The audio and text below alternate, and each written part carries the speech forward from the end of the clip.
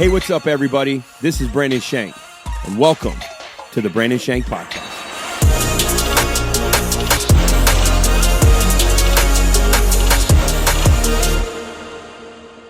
What's up, everybody? Welcome to the Brandon Shank Podcast. If you're live with us on video, you see behind me, changed it up a little bit. We got the cityscapes going in a different place today. Had to throw the podcast up when I could. This podcast can be on the road a little bit this year, so there we go. You know, hey, it is important to let everybody know we might have the first time in history. We're doing a podcast. Corey is actually having a kidney stone right now. Actively right now. Yeah. So at any point, we may be able to witness. Is it coming? Is it going? Are you feeling it? It's literally on its way from my kidney to my bladder. And wow. Fortunately, it's not one of the ones that's like take you down all the way pain. But yeah, I'm not feeling the best right now, but we're here. I'm here. Wow. I care about it. I love y'all. So I told him, I said, bro, you don't have to be here. I said, no, I wanted to be here. We'll get it done. We'll grimace our way through it. Usually I get the link early. We know where we're going to be at. I click on the link so we get this thing started, and I see, like, there's nothing here. I wonder where a dude's at. And I text him. He's like, oh, it's coming. And then he tells me, I'm going through kidney stone. I'm like, that's unbelievable, Corey. I was literally, I was doing laps on my first floor of my house, just trying to walk it out a little bit. So unbelievable, man. Give him a. We're here. Unbelievable. I don't have anything else to say. I mean, this is a stop the party kind of podcast today, folks. Stop the party. Well, listen, this is a Super Bowl edition. It's Super Bowl week. Mm-hmm. And there's really not much to say. You know, for some of us, we're excited about baseball season. But let's just say I read an article yesterday, and the officials are offended that people would say that they have fixed games. So listen, we understand it's hard. We understand that people aren't grateful for you. We're just saying that something's got to make sense. That's all we're saying. I'm not a conspiracy theorist. I said that last week. I say it again this week. Do I think officials cheated? I don't think. I just think this. The WWE recently, they had this Royal Rumble, and people were arguing for replay. And I'm like, why would you need replay in something that is scripted? And then it hit me. Is that what we're dealing with? There it is. Do I think the players know? Absolutely not. Do I think the coaches know? Absolutely not. But there is a part of me. I mean, this isn't the first time. There is a part of me that wonders: are those officials, is their brothers or or dads or brother-in-laws or any of them betting on games? Is there not a money line that one flag? If you think about it, a flag could be worth $1 million. I'm just saying. Am I insinuating that they're cheating? I am not. I am insinuating 100% that the reason that people are crying isn't because the team is just good. We saw this with the Patriots in our lifetime. We saw this, with teams back in the day like the Rams when they were the greatest show on turf they just found ways to win. But I will say this. I think Andy Reid's the best coach in the NFL right now, and I think the Chiefs are the worst one-loss team I've ever seen. That's all I'm saying. Agreed. Do I think the Chiefs are the only ones that get the calls? I do not.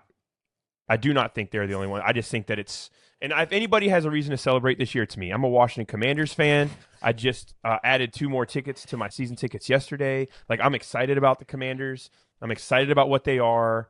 And I only say that because I have no reason to be upset. Like, we went to the NFC Championship. Sure, there were some calls that I thought were janky, but, people say, oh, you got blown out. We were down by 11 in the fourth. Like, it was different. We had JV teams go in, meaning like they, things change when you get to a certain point in a game. And, I mean, they're all pro athletes, so none of them are JV, but you get the point. My point is, in saying all that is simply I think that when you're under the microscope and you have review and things still aren't called right and everybody in America can see, like, it's not the right call and you still don't change it, you're like, what's the point of review?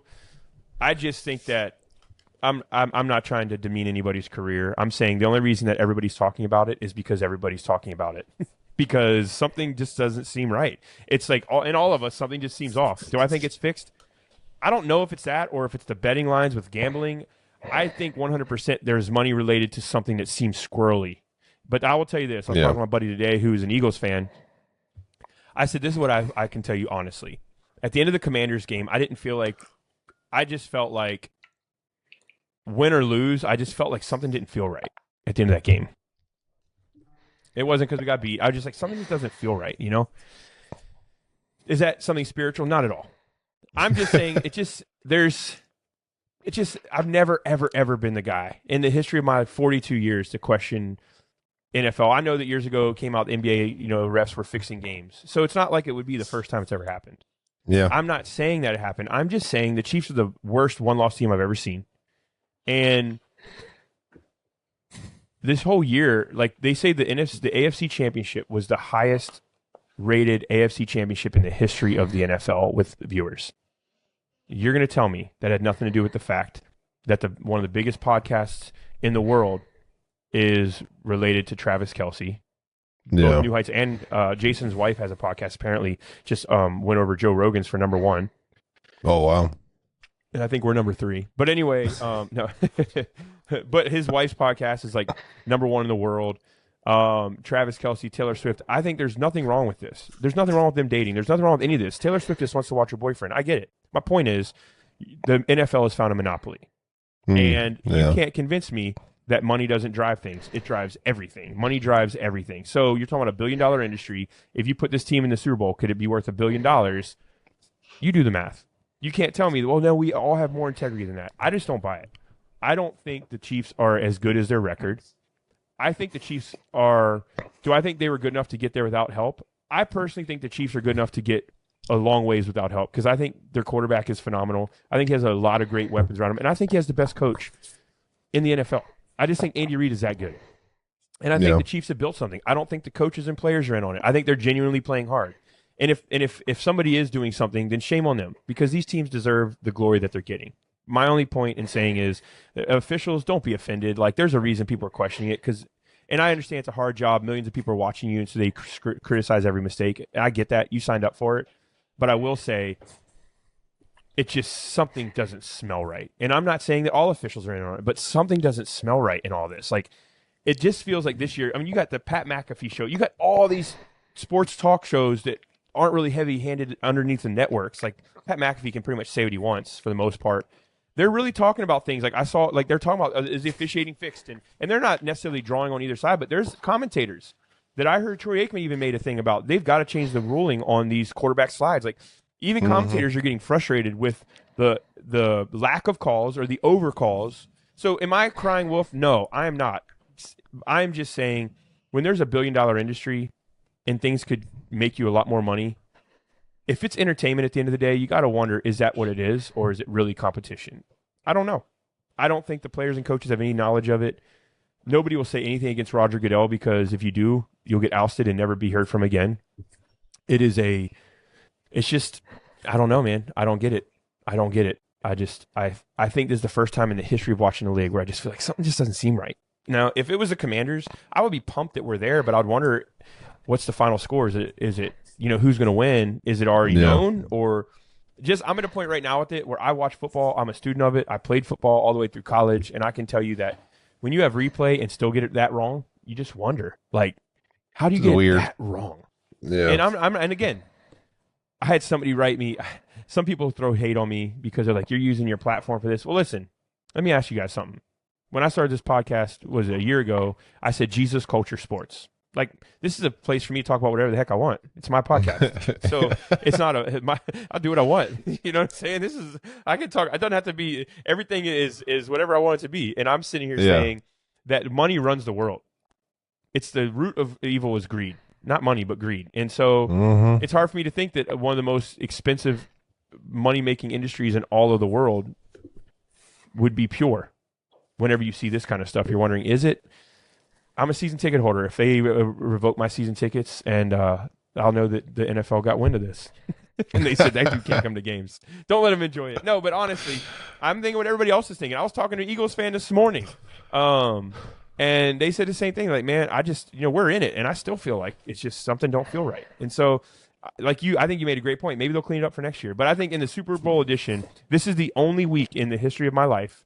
And there's been a lot of weeks that I didn't want the Patriots to win, a lot of weeks where I didn't want, whoever, you name the team. This is the first Super Bowl week I can tell you I'm genuinely, like, it's just a weird, like, I want to care, but I just think there's more to the story than the teams that are playing. That's all I'm saying.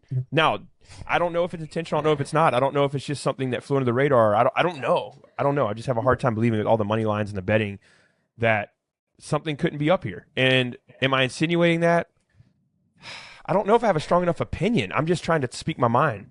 I just think that there's so many things when something seems off, it usually is all I'm saying. And so I agree. Would the results be the same even if the officials called it a different way? I don't know. I don't think so. But I just think Kansas City is not they're not the one-loss team everybody thinks they are. They're not that team.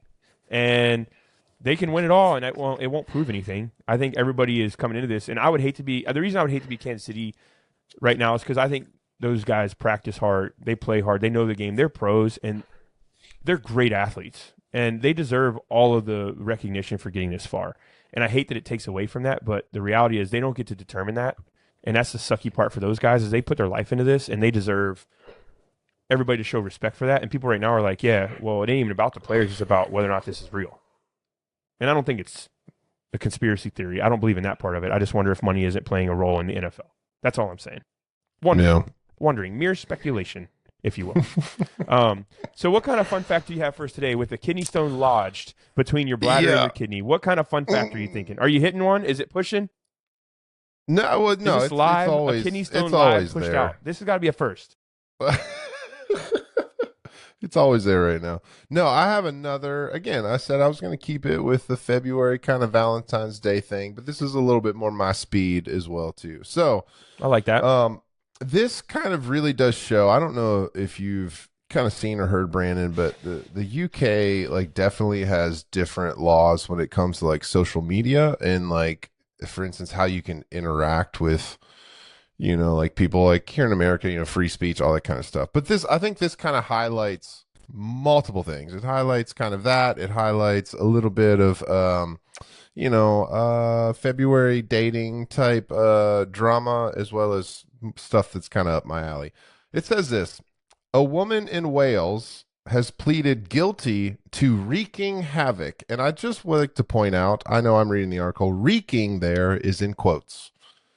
So a woman has pleaded guilty smells. to wreaking havoc on her boyfriend's ex-girlfriend by repeatedly sending her cyber farts. Come on, man. Why we got to go back here? I was thinking we were going to have a good, pure year. Then you go and do something like that. Rhiannon, I guess her name is Rhiannon. It's spelled very interesting. Rhiannon Evans, 25, was recently fined and given a restraining order after she admitted to harassing her boyfriend's ex by sending her a series of farting videos. Evans sent at least 8 videos to Deborah.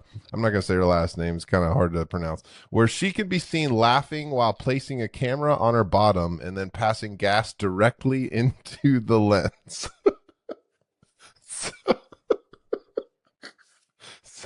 So gross. What's wrong with people, man? I love some of these quotes. So the quote was this: it was purely malicious. Well, I mean, she was smirking throughout, found it hilarious, but the victim didn't. So it went on to say, here's the craziest part, and this is what I'm saying. This is kind of the wild part. Williams said that when Evans was arrested at her home, that she admitted to sending the videos and claimed it was because she felt her partner was being treated unfairly.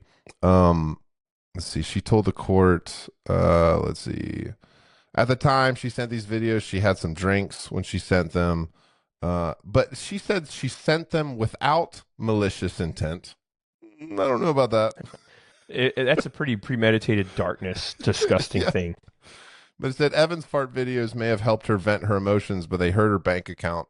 She was fined $373, including $124 in compensation to the other woman. I just want to know how they came up with that math. Yeah, exactly. And then the court ordered Evans to attend 15 rehabilitation sessions, abstaining from drinking for 2 months and avoiding contact with the other woman. Well, all from sending fart videos. There you have it. Be responsible with your phone. That's the moral of the story. Be responsible with. And apparently in the UK you can get arrested for doing that. So, well, it's a big deal, man. I think it's crazy to me how did you ever think in your life that you could actually commit a crime with a phone that could put you in jail for a really, really long. I mean, people you can bully and get put in prison like you murder the person, like as if you were, Mm-hmm. what do they call it when you're not the one who did it, but you kind of like, I don't know if you did it unintentionally, I don't know what the terms Yeah, I are, don't but remember. if you do it unintentionally, but you kind of aided that, it's crazy, man. People got to be careful. We were actually talking about this today. Somebody had said that if you break somebody's property, smash somebody's property, do something to something, and it's valued over $750, it's a felony. Wow. And so they were talking about the video, Jason Kelsey, right? Famous NFLer, smashed that guy's phone in Penn State. And you never heard anything about it. He apologized and went on. I mean, obviously there was an NDA and an outer court settlement because if I'm his dad and I'm thinking that kid was being obnoxious, the things he was saying was inappropriate, doesn't give you a right as a grown man to smash stuff. Jason Kelsey apologized. We all make mistakes, but this dude like essentially had committed a felony on national television because iPhones are worth $1,600. Yeah. Committed a felony on national television. Everybody forgot about it, right? Yep. Is the NFL lawyer up? Did the NFL say this is one of our moneymakers? I don't know. We're going back to this, right? I think Jason Kelsey's probably a genuine just dude that kicks it around town and is like a guy's guy and like, dude, don't disrespect me. I'm not nothing against him. I mean, nothing against the kid. Like, it was a bad situation. Jason Kelsey apologized. He tried to make it right. They made it right somehow because you haven't heard about it. But you think about it. I mean, the dude could have gotten a felony for smashing a phone. Yeah. That shows you. It's crazy. I mean, just these things are extremely powerful. They're such powerful, and that's why I think people. You can write something online and get a bullying charge for it, or you can go. You can make a threat on your phone, and cops can. I could make a threat right now on that phone, and cops could show up in 10 minutes and arrest me for simply typing something. I mean, that's scary. You think about. Yeah. People get desperate and. You never, it's almost like committing crimes. They're so much easier than they used to be when it comes to phones because it's such a private thing. You can sit here and nobody be around you and you can do something and write something, or you could destroy your life right now with a phone. That's a scary thing. Yeah. Oh, yeah. You know what I mean? It's a scary responsibility. Yeah. Don't stop sending fart videos. That's all you got to do. Guys, I apologize. We're looking for new talent currently. So if you'd like to be a part of the Branch Shank podcast, just let us know on any of our socials. We're looking for some guys trying to. Whoops. This man's going through some extreme pain today. It's funny this week. The thing we really talked about here at Palms, it's something that it's really been really awesome. Is I have had people. I spent, the better part of. I didn't get to see it until the end of the day yesterday. But we were actually at the new baseball facility we're getting ready to open up. And for those of you that listen to the podcast, I'm opening up a baseball facility. It's called Virginia Beach Academy.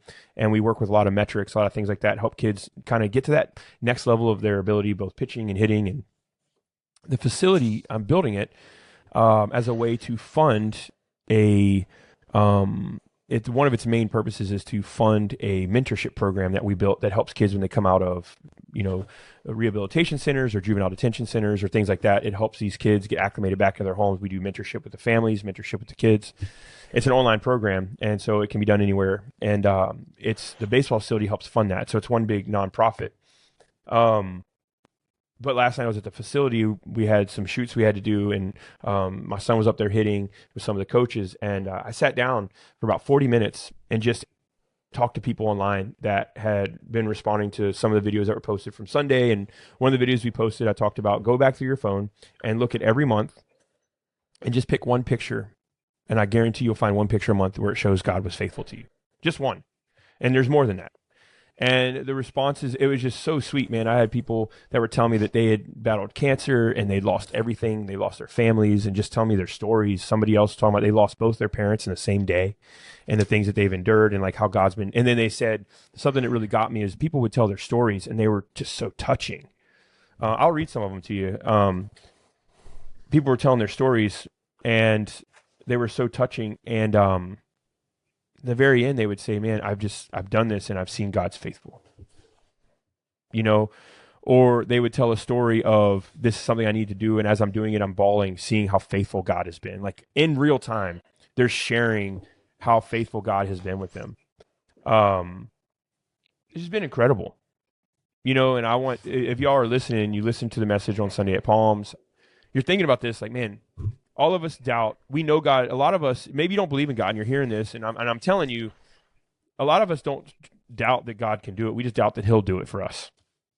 I think it's important to go through this because I think it's just showing you like God has been there. It's not just a preacher. It's not just a voice. Like God, we're just the messengers, man. God, the King of all kings, he has been there for you. He has been present. He has been available. He has been there. And I think I want to challenge you, man. Go back and do that. Let me know what that looks like. Let us know what that's been for you. But I don't know, man. Corey, when you look at, like, is there a moment when you can look back at yours and you can say, man, this one picture stood out to me this year, like something that I saw? Because we all, every year we have stuff that we would rather not talk about. You know what I mean? I'll share one with you guys after Corey's done of just something where you're like, this really stood out to me this year. Yeah, dude, and again, I know I thanked you on Sunday, but I think it was such a good reminder on Sunday. And again, I encourage everyone, go check out that message. Maybe we'll even link it in kind of like the notes or something of this episode. But yeah, I have so many. It hit me so hard. I mean, I was in tears when you were kind of encouraging the congregation because I have so many of those moments. I have so many pictures that I look back on. And honestly, for a long time, kind of in my healing process of going through kind of like suicidal depression and stuff, they were markers of pain. They were markers of, just moments where like, man, I remember that picture and when it was taken, and that was kind of the start of like my depression, or when we were there. And I've got pictures from my first depression that like the boys took on my phone, and it's just moments like that. Now, yeah, now they are altars. They really are. You look at them and you're reminded of what not only God brought you through, but what God has done, in that process of healing, and how he strengthened me and how he strengthened my family, and how those altars are still working actively in our lives to teach us and grow us closer to God, but also to one another. And so, yeah, dude, I was overwhelmed in that moment of the sheer amount of altars that I can see. And the truth is, I didn't even have to go back and look at my phone. I mean, they're burned into my mind. Lauren and I were talking the other night. There's one right on our on the side of our microwave that's from a wedding, but it was a moment of really kind of when my second depression kind of started. And it's a family picture, and I walk by it every day, and every day I'm reminded of that moment in time. But now it's a thankfulness, it's a gratefulness instead of pain.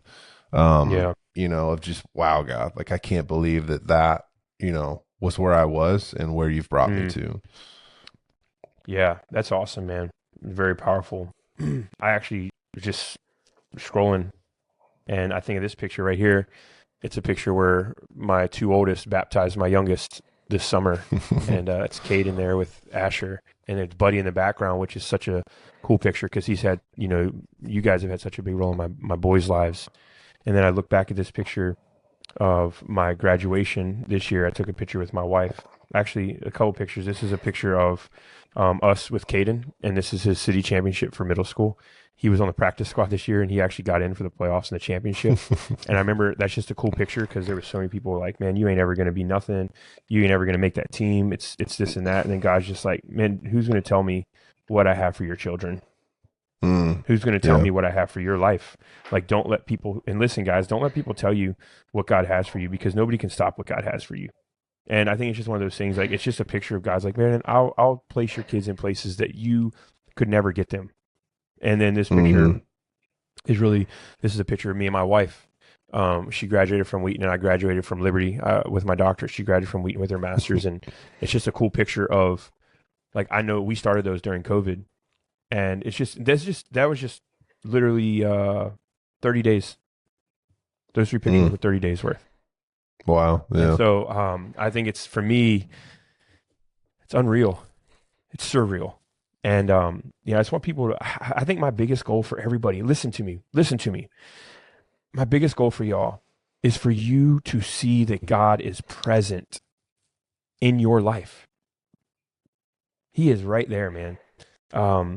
And I think it's like, I could preach my brains out and slam my fist, but I'm telling you, like, I want to do everything I can to help people see, like, God's right there. He's never, ever, ever been anywhere else. You know what I mean? And I think that's where I'm at. That's my heart. That's my passion. It's So good. I hope it's an encouragement for those of you that were here, those of you that weren't. You can go back and listen to the message at it's palmschurchonline.com, and you can go back and listen to all our messages. Um, but hey, here's my final thought. Here's my final thought. I'm not rushing because Corey has a kidney stone. Um, I'm giving you all tidbits. You're like, man, it's over already. I'm giving you all some tidbits. I'm giving you all some things to grow in. But I read an article this week I thought was really good. It says there's highly successful parents who did 9 things early on. And I thought these were just really good. And I want to say it because we are in the place of it's Valentine's Day. It's all about the lovers. But this is about your kids, too. You know, we always, my wife and I never go out on Valentine's Day. Never do. We did when we were first married. But one, we ran out of money, so we had to use gift cards all the time. So we wanted to go and it wasn't packed. And so we would always make dinners at home. But when we had kids, we started celebrating Valentine's with our kids. So like we'll do a big meal on Valentine's Day, candlelight, and do all special stuff, get some chocolate covered strawberries. But we all do it together, right? Yep. Sure, a lot of people do that. Yep. So the number one thing that I thought was really interesting that it says out of the 9, number 1 was they worked on themselves. So instead of worrying about so much how their kids reacted, the parents understood their behavior would influence their child's level of resilience. Number 2, they refrained from always telling their kid, good job. I think that's important, right? It can create a reliance on external approval when you constantly say that. They focused on their relationship with the child. They didn't punish their kids. Now, this is interesting. It said if they forgot to do their homework, for instance, they faced explaining it to their teacher, a chance to learn responsibility and problem solving. The approach built accountability and resilience. So a lot of times we punish our kids. It doesn't actually teach them how to make it right or what to do to be right. We just punish them. It says they didn't reward academic achievement. I actually don't do that in my home. Like our expectations is you do all your work and you turn it in. It's not straight A's, but it's that you don't have any missing assignments. That's my expectation. Yeah. They valued questions over answers. They encouraged their kids to ask the why and how. And they let their kids teach them something. And so they listen to their kids. I don't know about y'all, but if you have kids, my oldest is 14. He can teach you something. He can teach you something about technology. And I know I'm not one of these guys who just don't understand technology and I can't do it. But I know probably as much as other people, if not a little bit more than some. But my kids teach me a lot. And so I listen to them, you know. They made reading a daily habit. So our boys, we sometimes Caden will be up. He's like, yeah, I stayed up till 11 last night. We make him go to bed at like 10 or whatever. He's like, I stayed up till 11. I was reading my Bible. Now, whether or not he's telling the truth, we don't know. But he has a light in his bed and he reads. And so, you know, Rylan does the same. I like, you guys stay up as late as you want if you're reading the Bible. Like, just keep reading. You know what I mean? Something will bring life to you. And then they taught their kids to embrace their emotions. I think this is important. I think a lot of times we teach our kids to not embarrass us in public instead of actually teaching them to have self-control. You know, so it's situational. It's like you know, you ever have, you know how it is. Like your husband or your wife will pull it together by the time you get in public, but in the car, it's like, man, you're crazy. And it's like, well, the goal isn't to teach when to do it. It's the goal is to be self-controlled, period. And it's easier said than done. We all get that. Yeah. Yeah. So, I don't know. I hope those are helpful. I think that for me, there's this feeling like the generation before us, it felt like everything was really strict and it was really like closed in. Our generation maybe gets a little loose. And I just feel like what this thing to me encourages is just to have like legit relationship with your kids, talk about the hard things and like grow with them and work with them instead of like, it's so easy. Like if you're a boss at work to have all these rules and put everything, all this structure around your rules and say, you just follow these rules and you'll get this result. But with kids, if you do that, they're going to have to find how to live through somebody else. They're going to find somebody's going to teach your kids the things that you should be teaching them. Somebody's going to teach them how to have honor and what respect looks like. Somebody's going to teach them. That's how gangs grow. On a lot of times, these guys don't have dads in their life, and so some of these guys, they find the people who cared about them most was their gang members, was brothers or brothers and sisters who fill in the blank. And so this gang actually makes them feel like they're family. They actually feel like they care for them, even though they're having them kill somebody to get into the gang. It's a feeling of somebody actually sees something in me. And so I think gangs started out of a need for fathers, started out of a need for being cared for. And so I think for us, like we got to do this with our kids while they're young. And I think, we can protect our kids all we want, but you got to be able to pour into them and give them that opportunity. And I think even those of you say, well, I don't have kids, people that you lead, it's like that's the most important thing you can do is give them that opportunity to have those conversations. And so I hope that's helpful for you today, all you parents out there. And, tonight, actually, this podcast releases tonight. We have our Wednesday night live, our prayer service at Palms at 7, and it's going to be online. But listen, if you're listening to this and you jump over to the prayer, and if not, watch it back. But we're going to pray with you guys. Looking forward to it. And always Sunday at 9:30. Let me pray for you. Father, I pray over each and every listener. I pray that they would know that you love them, that your hand is on them, that you never leave or forsake them. And I pray for Corey. God, help that thing to come out in Jesus' name. We love you guys. Talk to you next week. Peace.